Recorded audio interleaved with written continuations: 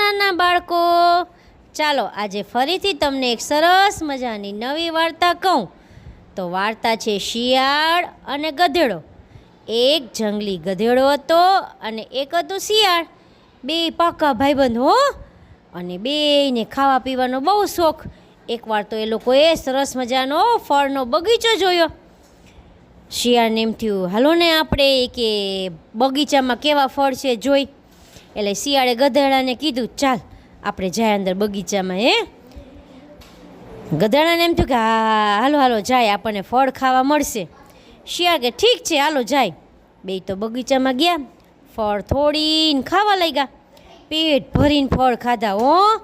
અને પછી તો છે ને બે વાતો કરતા હતા, આહા કેવા સરસ ફળ હતા, ફળો તો બહુ સ્વાદિષ્ટ હતા હો.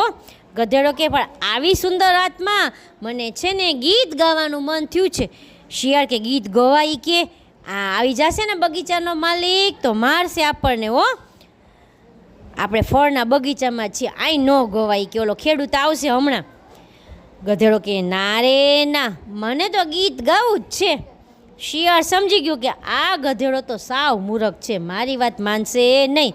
એટલે શિયાળ તો છાનું માનું બગીચાની બહાર સરકી ગયું અને ઝાડની પાછળ સંતાઈ ગયું. અને ગધેડાને તો એમ થયું કે મારે ગાવું જ છે. એટલે એણે તો પોતાનું માથું ઊંચું કર્યું ને હાચી હાચી હાચી હા તો ગાવા માંડ્યો. અને એવો એટલો ઊંચો ઊંચો સાંભળતો હતો ત્યાં તો ખેડૂત આવ્યો, લાકડી લઈને દોડ્યો. અને ગધેડો તો આંખું બંધ કરી માથું ઊંચું કરી હા હોચી હોચી એ તો ગાતો હતો.